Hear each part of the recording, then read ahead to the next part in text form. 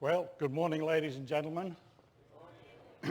Quick introduction. My name is John Hocknull. I'm a former patrol officer in Papua New Guinea, and we've done a few other bits and pieces. This is my charming wife, Morag, down here. And this is the second of our series of presentations on a road less travelled, just to give you an idea of what people can do outside of their home. Anyway, we've had some fabulous responses. We've been sitting chatting with people about the first presentation, and we've got asked some questions about Papua New Guinea and where it was, etc., etc. So what I'm going to do is very quickly run through half a dozen slides very quickly to let you know where, where Papua New Guinea is, and some interesting little tidbits for you. If you're trivia buffs, keep them in your mind because they'll come in handy sometime.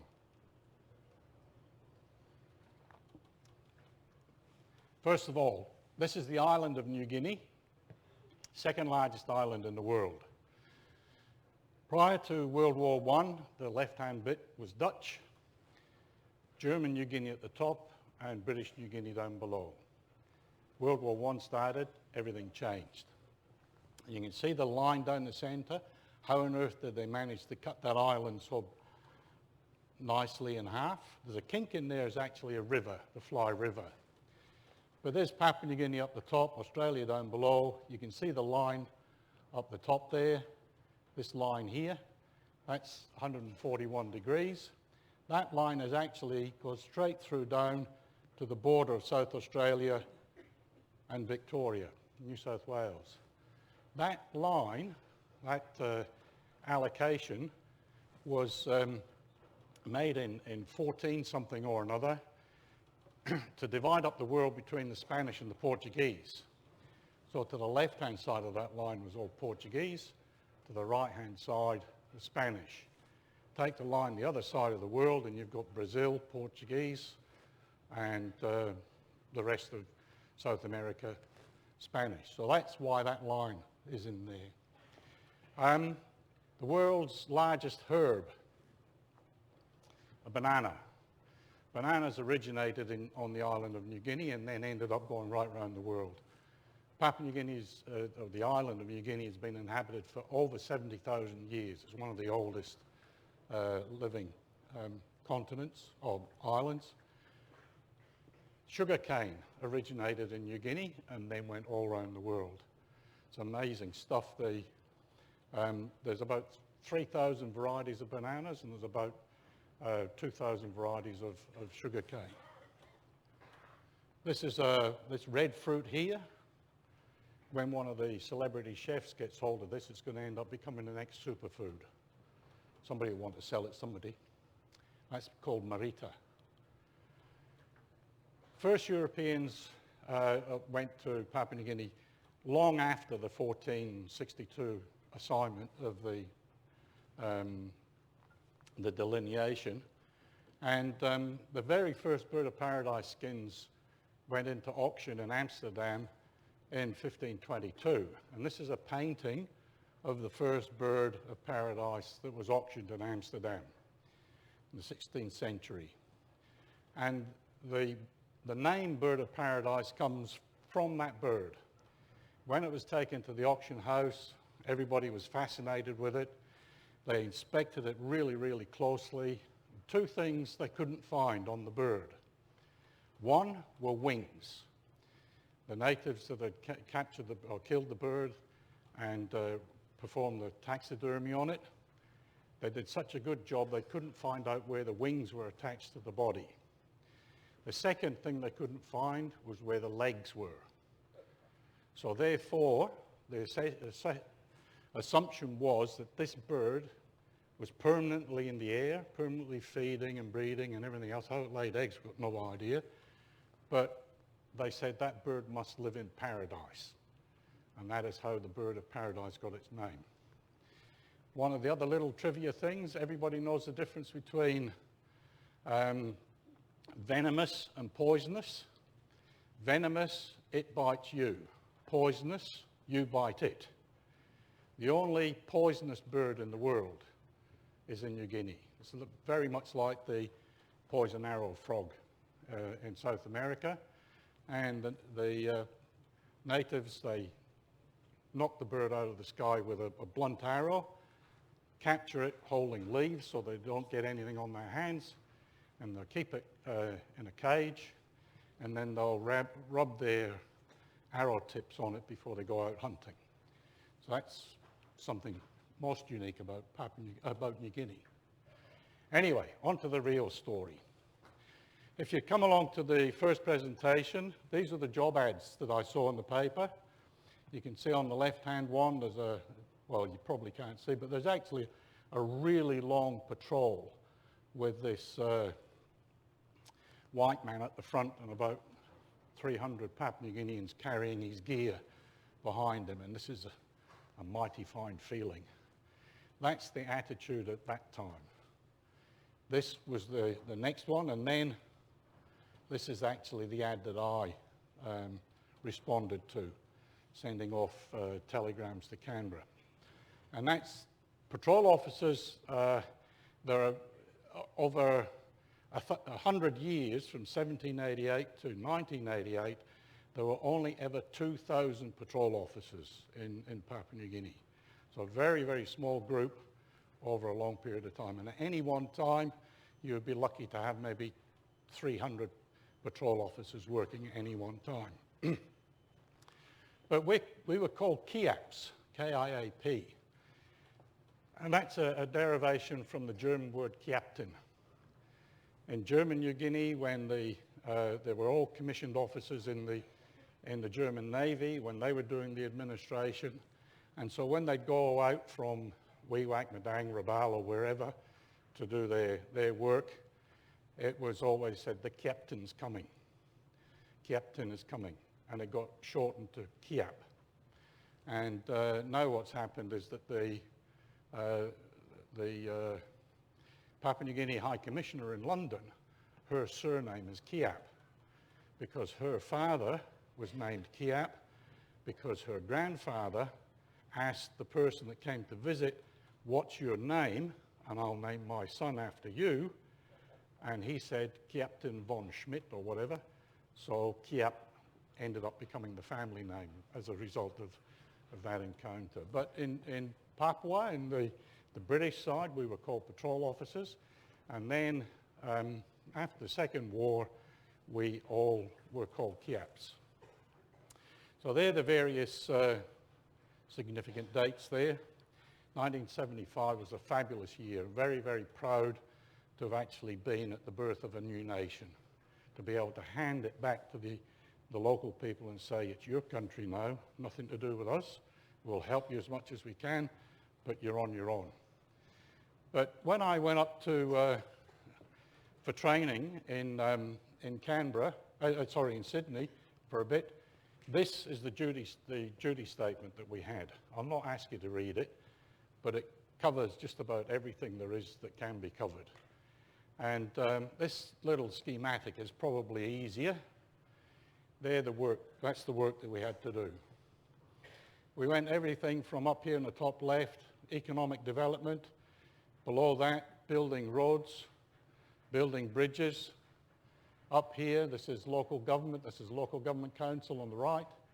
Up the top there was administration in the village. As I said, I was a commissioned police officer. I was a magistrate and a jailer, all at the same time. So if we ended up convicting anybody, we had to look after them that we convicted. We were bringing democracy and political education through the ballot box. We're involved in all kinds of community health, everything from village sanitation to birth control to everything we had to talk to the villagers about. And down here, the little deaf adder, I'll tell you a story about him in a second. But when we went up to Papua New Guinea, we initially went up to a place called Bogia, up there in the top left, and then to Sidor, and then up into the highlands, into Tari and Como. Now, that last place we went to is now where there is a huge multi-billion-dollar gas plant that's being built there. But now we're at work. This is Morag down here. She'll talk to you on the day after tomorrow and give you a bit of an idea of the sort of thing that she got up to whilst I was out in the jungle. And this is me paying some of the carriers that had just brought our gear back into the patrol post. But with every job comes the paperwork. My handwriting hasn't improved in 50 years. It still looks like a chicken's run into the inkwell. But we had to fill in that daily diary. Every day we had to write down what we'd done, and that was submitted to our head office just to keep an idea of what we were going on. And then every time we went out on patrol, when we got back off patrol, obviously we had to do more paperwork. We had to write a patrol report in triplicate. And that went to the head office, and then it went from there down into the main centre of Port Moresby. These are actually available online if you're interested in following up. The University of Southern California has digitized all of these patrol reports. Some of them make some very good reading. But going on patrol, this is what we had to do. We went off, these are patrol boxes, galvanized iron patrol boxes. They had a big sponge rubber insert so that when they closed the lid, it actually sealed the box so that no water got in, because you didn't want to start off on patrol and end up carrying gallons of water around in those boxes. Those poles that the locals are carrying the patrol boxes on, they were actually used to construct our bed when we got to where we were going. But this is the sort of jungle. You've seen movies of Sounders of the River or whatever, and they're slashing their way through the jungle, cutting the vines. And that's not what it's like in the jungle. We've got here very tall canopy. This is actually alpine forest. We're at about 7,000 feet here. And you can see all the moss up the trees, but it's quite clear. It's quite easy to walk through, especially if you've got a pathway that's been followed on a regular basis. But now, when we went to the various villages, we had to call in all the village leaders. Now, each village, they had two people appointed. One was called a Luluai, and the other one was called a Tultul. And they were allocated a blue singlet, blue pair of shorts, or a blue lap or cloth, a red cummerbund, and a beautiful belt with a nice crest on the buckle. So these guys in blue are the appointed leaders. Now, when we went to visit with them, we'd call them together, and just as an introduction, I'm actually handing out what's called stick tobacco, which is twist tobacco, about 30 centimetre long piece of tobacco that has been soaked in molasses and then twisted, and it's actually more like an iron rod. It is so tough, and that stick of tobacco would probably last them for 4 months, and all they do is peel a bit off, dry it, and then smoke it. But we would hand that out as a gesture to the village leaders to say, thanks for doing what you're doing. But various duties, policing duties were probably about 10% of everything that we did. And on this particular occasion, I was asked to go out to a plantation and confiscate this old 303 rifle from the plantation owner for 2 reasons. One, as I say, that's his weekly supply of scotch. That's what he would go through in a week. And he had a 303 rifle, and at night time he'd sit on his veranda, sucking on his bottle of whiskey, and every time he saw a light out in the sea, he thought the Japanese were coming again. And he'd just sit there and he'd take pot shots at the local people going up and down in their boats. Fortunately, he was useless, never hit anything. However, I had to go in and confiscate his rifle and his firearms license. Now, this guy owned and ran a copra plantation. So every 2 or 3 weeks, the boat would come down and pick up his copra and take it up to Madang. Consequently, he'd just jump on that boat and go and get his few more crates of scotch. And he wandered into the police station and said, oh, I need a firearms license. So what they do, they give him another one. Fortunately, he could only get a single barrel shotgun, which wasn't going to do any harm to anybody out in the sea. So that's a bit of the policing work that I had to do. We were in charge also of recruiting labour. I got a message in the last place I was at, and they said, oh look, we're setting up a new resort. People that like fishing, there's Benchback Resort on the Fly River.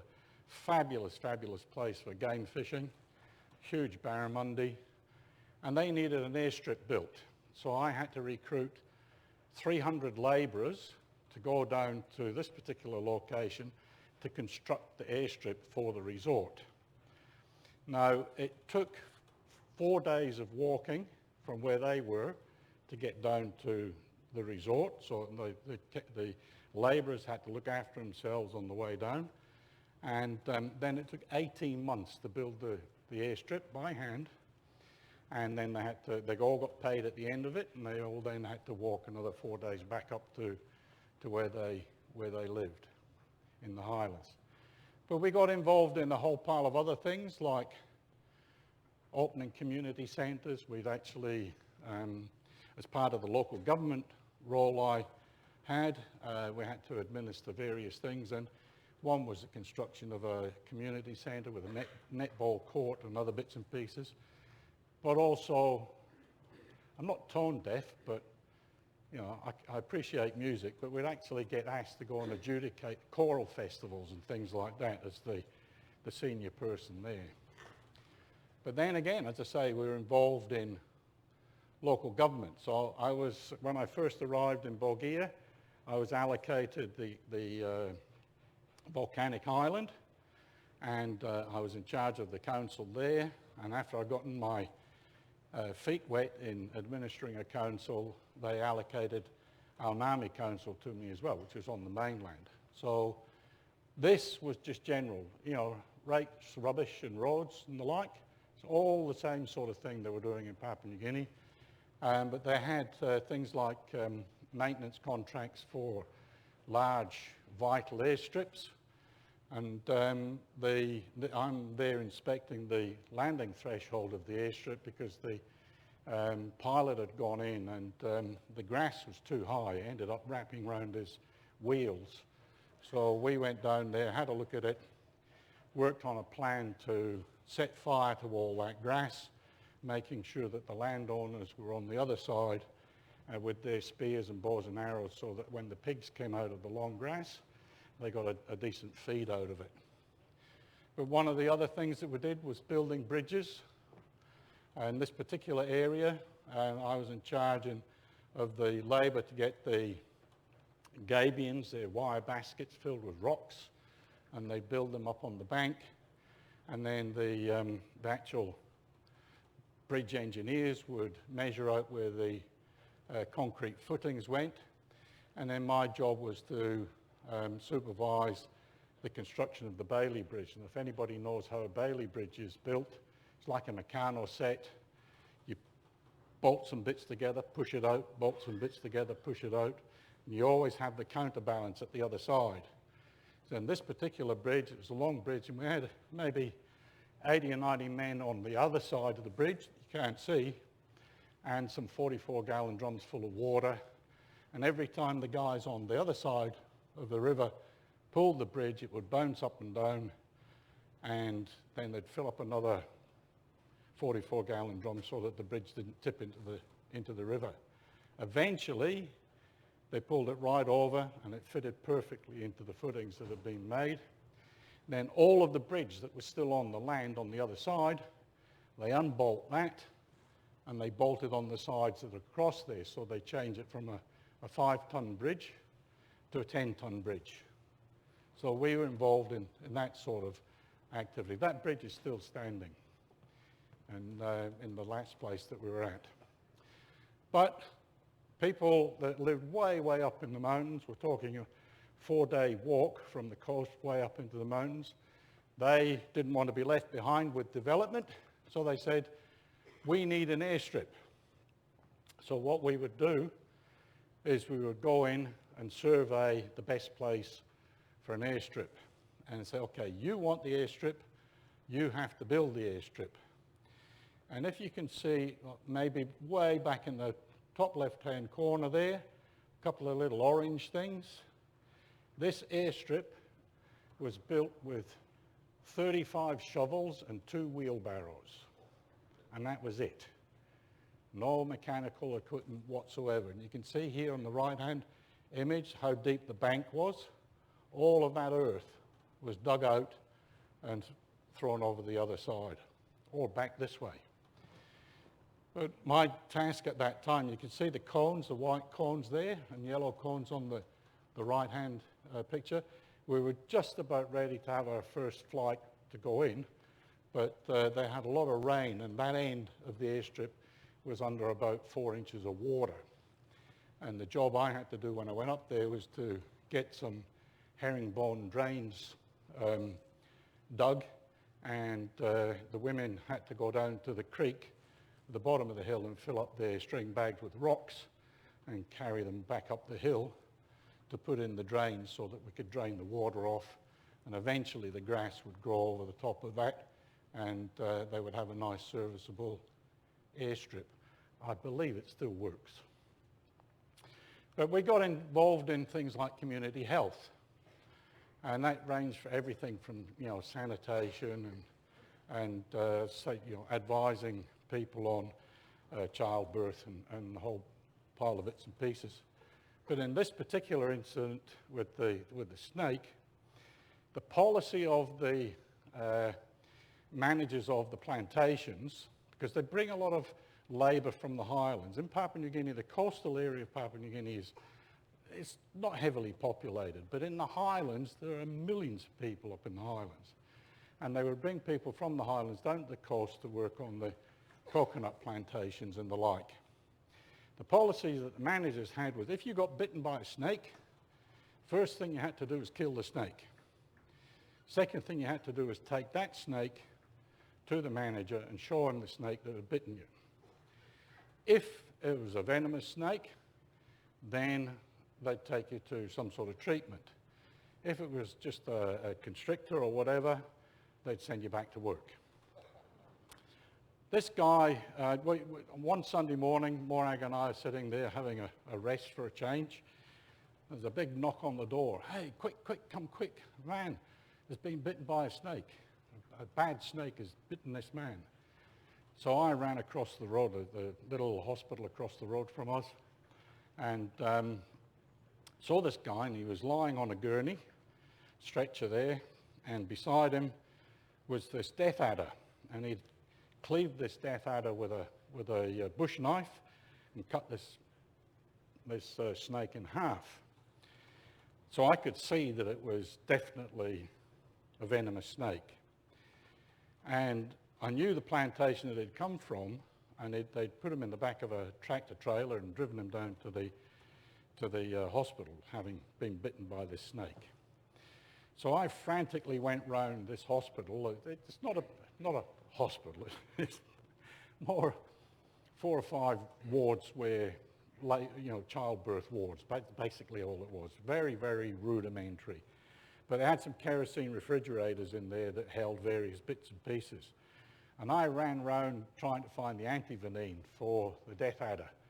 And if I'd found any, I wouldn't have known what to do with it anyway.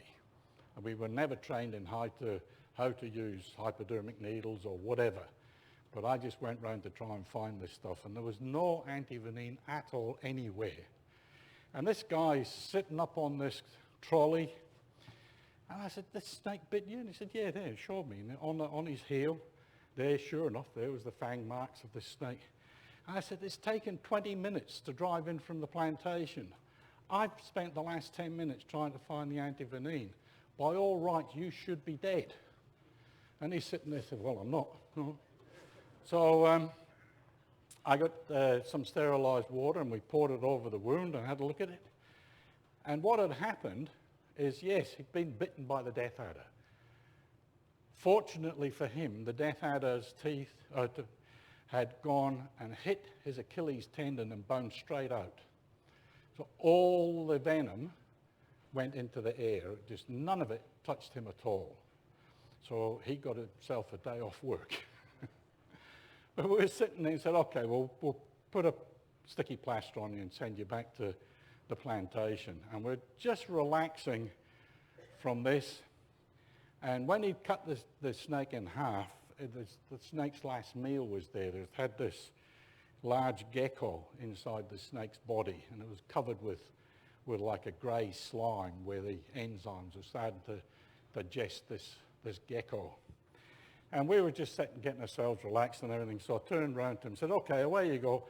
And I pushed this trolley with the dead snake on it, and this gecko jumped out of the snake, ran across the table, onto the floor and out the door. And that frightened everybody in there more than him being bitten by a snake. That's just, they're the sorts of things that happened whilst we were there. We got involved in things like economic development, and there are lots and lots of crocodiles in Papua New Guinea. And a European in the Wewak area decided he was going to set up a crocodile farm. And it wasn't a salubrious place for the crocodiles, just a big concrete hole. And I think it was probably an old Japanese emplacement that he'd found.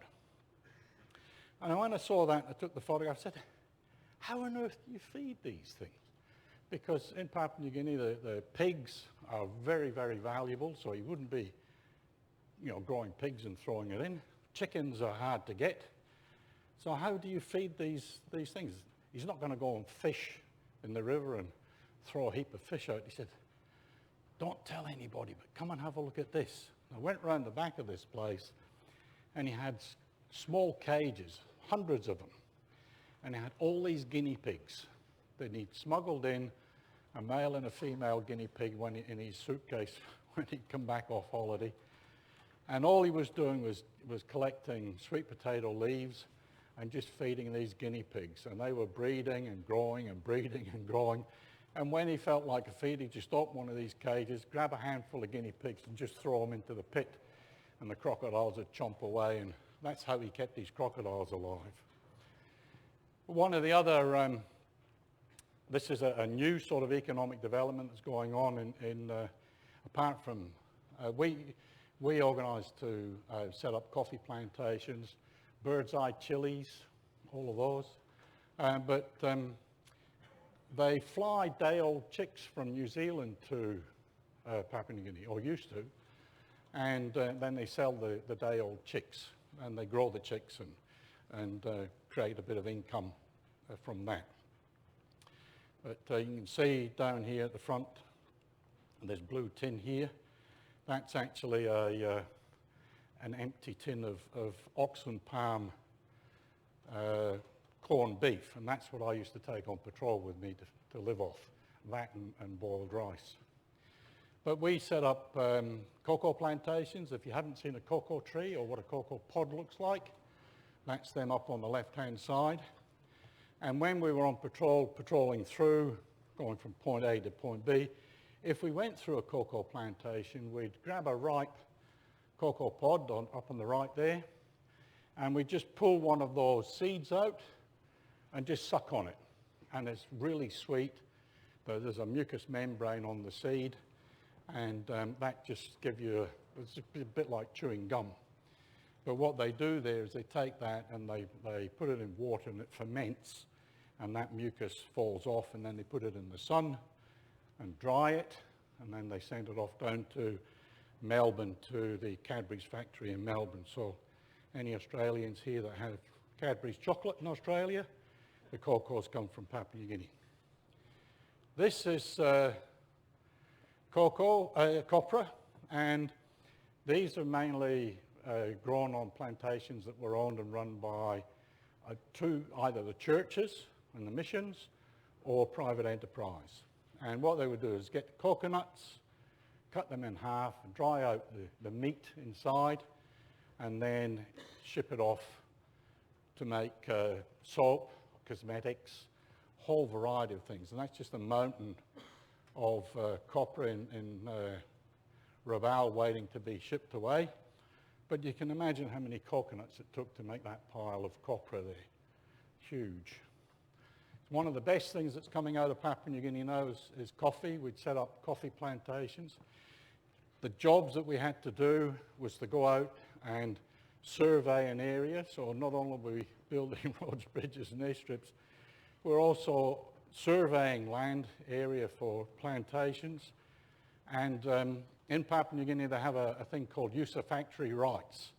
So I might be the landowner, I own the land, but 2 or 3 or 4 other people might own different trees, different edible crops. Maybe they've got the right to grow some sweet potato on there or whatever.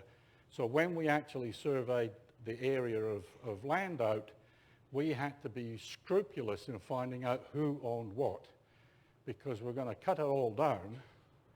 And so all the people that own these various things, including the landowner, had to be compensated, but even before we started planting coffee trees and the shade trees for the coffee.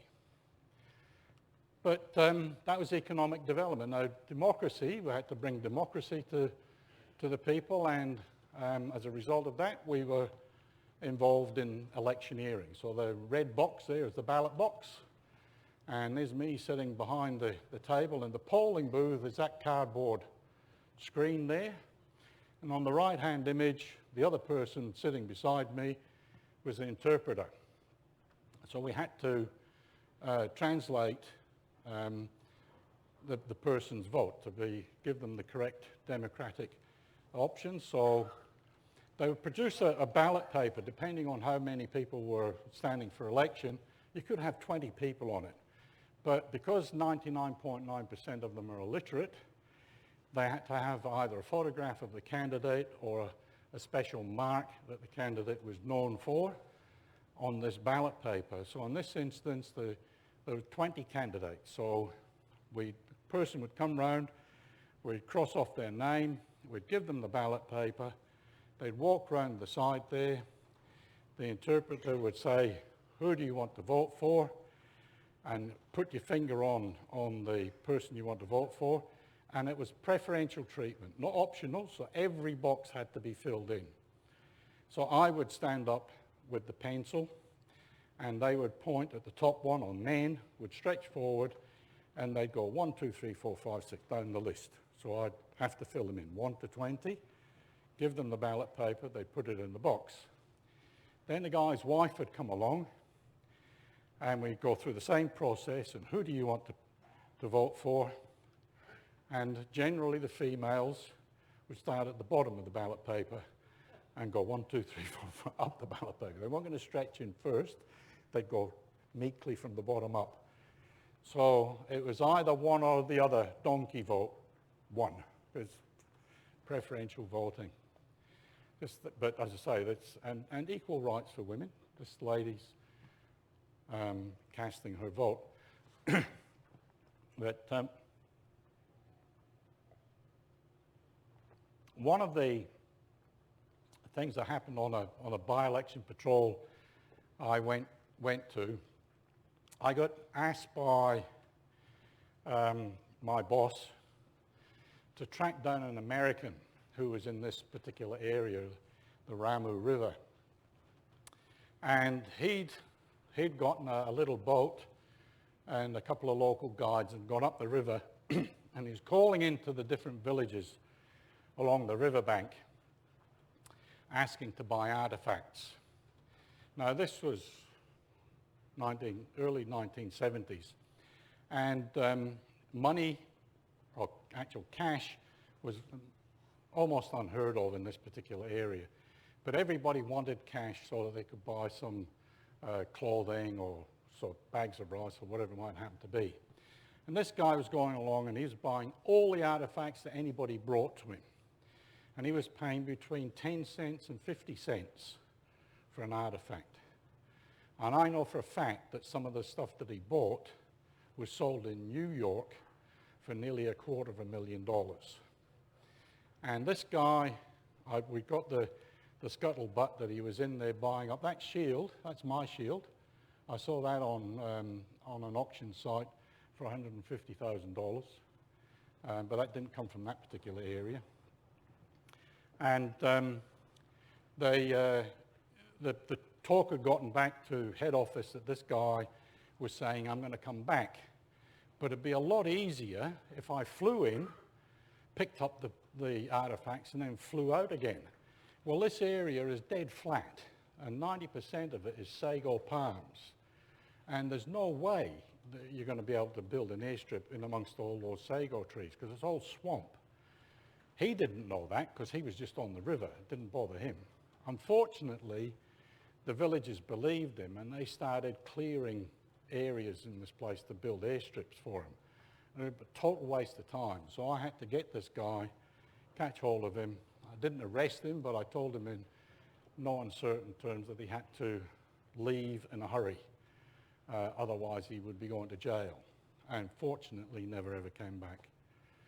But this is how we used to get around on patrol, crossing various rivers and creeks. These cane bridges were a wonder.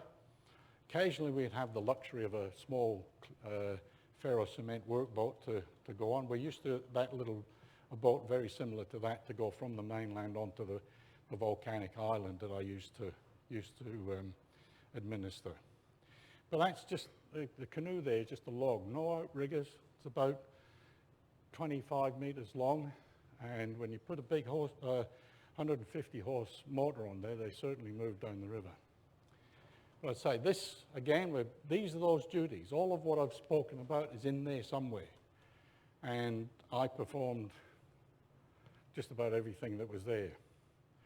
When they changed the currency from Kina and Toea from the Australian dollars and cents, we had to go off and change the money, and we had to physically visit every single village to go and change the money over. And this particular patrol I was on, when we got to one of the villages, two of the guys were fighting, and so I arrested them for fighting, and I said, okay, well, we're going to go back to the head office, and that's where we're going to have the court, and then depending on the sentence will depend on what happens. So I said, in the meantime, you two are going to carry the coin box. So I was handing out like 5 Kina notes, and I was getting 50 10-cent pieces back. So these two guys had to carry this box that was just chock-a-block full of coins. By the time we got back to the head office, I said, are you guys going to fight again? They said, no. I said, all right, well, you've carried the box far enough, you can go home now. So they had another 2 days walk to go back home. So we didn't bother sending them to jail. But the reason I've left this up here is this was a bridge that was built during the dry season. You can see just on the left-hand side there's a tree stump sticking out of the water just to the left of the bridge. When it was dry, the river was, there was no water in it at all, so they hurriedly dug down and put a couple of 44-gallon drums in each of the holes. Then they got a couple of trees and some stones and some cement. And this is before they built the bridge. And they put these 2 stumps into the 44-gallon drums, and the concrete and cemented it all. And that's set, and then said, okay, now we'll put the timber over the top. So they put the timber over the top of the bridge, perfectly serviceable bridge. The first rains that came down washed all the stones out from underneath the 44-gallon drums. And on the left-hand side there's a 44-gallon drum suspended in mid-air, attached to a tree trunk. Not that one, but underneath the bridge. They're the trials and tribulations of building bridges. But the top 2 shells, they're the Kina shells, and that's the Toea. So the Kina are up in the highlands, and the Toea down below, they're the currency down on the coast. And this is what the money actually looks like today. That looks pretty nice, but generally it is all very tatty. But that duty statement always had this unwritten line on the bottom of it. Other duties as directed. And they covered a number of sins. But when we showed you the, when we went through the presentation the other day, we talked about that Can We Help program, saying there was no development, and I was a bit disappointed, etc., etc. This and that's exactly that same area, 12 years later, no, 10 years later, this is what was built. $500 million worth of airstrip, one-way airstrip, 300 metres longer than the longest airstrip in Port Moresby, and that was built solely to bring in 88 flights of the world's largest air freighter. They brought in loads that were 200 tonnes a load, and the reason they brought it in was to build this. This is a conditioning plant for LNG that they've got up in that area. So there's going to be, in another few months, there's going to be some very, very, very rich landowners in this area. They've managed to sort out who owns what, and they're going to start handing out the royalties. But the Papua New Guinea government is making, I don't know, $20 billion a year from natural gas royalties. And this was the image I showed you the other day. I was invited up to open this health and education centre. Now, the guy in the wig at that time was the Minister for Education. And he invited me up to be the guest of honour to open this. And what that complex is, it can sleep 800 students. He bought the entire construction mining camp for that gas processing plant for $1 from the mining company, and moved all of the 2-room huts and constructing. You can just see the blue buildings in the background there. So he's now got an 800-bed residential school, and it cost him $1 to buy all the units. Air conditioned. I've been there. It's lovely. No, not 24-hour power, and they're in the process of putting fiberglass internet connection following the mining company line down the coast. Now, this was in 2012, I think, yeah. And this particular guy with the wig, as I say, at that time he was the Minister for Finance. He's now the Prime Minister of the country. So James Marape, this was him making his state visit at the bottom picture on the right, called into Brisbane, and we went to have dinner with him and his wife. And this bloke is turning the country around. He's doing a fabulous, fabulous job. It's not because I know him or we're friends, but as a result of the work that I've been doing since I left Papua New Guinea. On Independence Day last year, I was awarded the Member of Logohu. And Logohu means Bird of Paradise, and it's their national award scheme. So an ML is the equivalent for the UK, it's the equivalent of a CBE, and for Australia it's the equivalent of an AM. So I was awarded that at Independence Day last year. But as far as patrol officers were concerned, as I say, the 100 years that we worked up there, 2,079, and there's probably just over 70 or 71 patrol officers died on duty in Papua New Guinea. There's one during the Second War, 313 patrol officers actually were co-opted into either the military or the civil administration, and they got some phenomenal number of awards during World War II. But for the Australians in the audience, Australian casualties in World War I was about 15%. Australian casualties in World War II was about 11%. Casualties in Papua New Guinea, and we weren't armed, we weren't fighting anybody, was 3.5%. And then you've got Vietnam, Afghanistan, and every other engagement Australia's been involved in. I don't know how that relates to British casualties and the like, but when I went for my training in Port Moresby, if they said there was a 1 in 30 chance I was actually going to get killed, I think I probably had a second thought about joining. But as I say, it took us 13 years of lobbying to get that little 10% work recognised as a policeman, or the police duties that we did. As you've seen, policing was only one small part. And at that time I started lobbying. This was the former minister on my left here. I started lobbying him to try and get a memorial built for those 70 patrol officers that never ever got home.